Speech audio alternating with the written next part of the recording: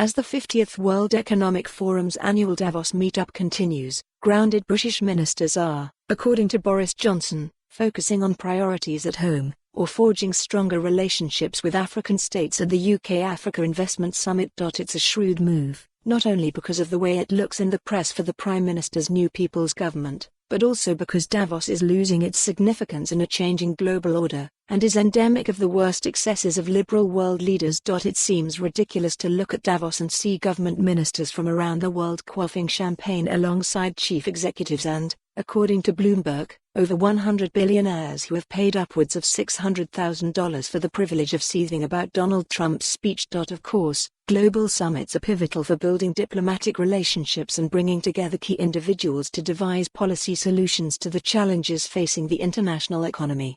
This year, Davos has been primarily focused on climate change, aside from the private jets, a positive step, which suggests that concerns raised through 2019's environmental protests are at least being heard.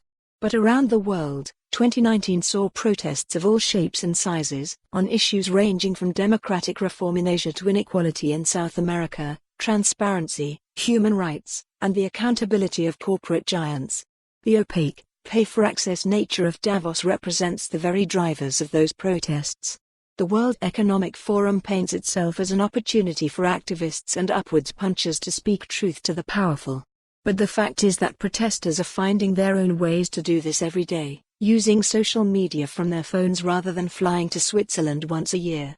If Davos ever was the forum for elites to listen, a dubious claim by all accounts, it certainly is no longer. Because the world is changing, and liberal leaders are being too slow to adapt to new realities. China is increasingly acting as an ideological alternative to liberal democracies, rather than just an economic powerhouse. Developing countries across Asia resent the hypocrisy of Western European nations who burned fossil fuels to grow, and now want to clamp down on them doing the same.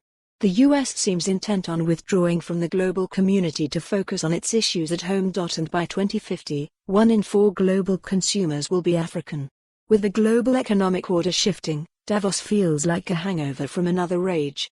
It hasn't adapted either its priorities or its structure to reflect how much has changed in half a century. For the UK, choosing to forego the ski slopes and instead to focus on establishing stronger relations with African states, for example, makes complete sense. This isn't about stepping back. Britain is more than capable of acting as a convener on the issues. For more on this story, visit the news article link.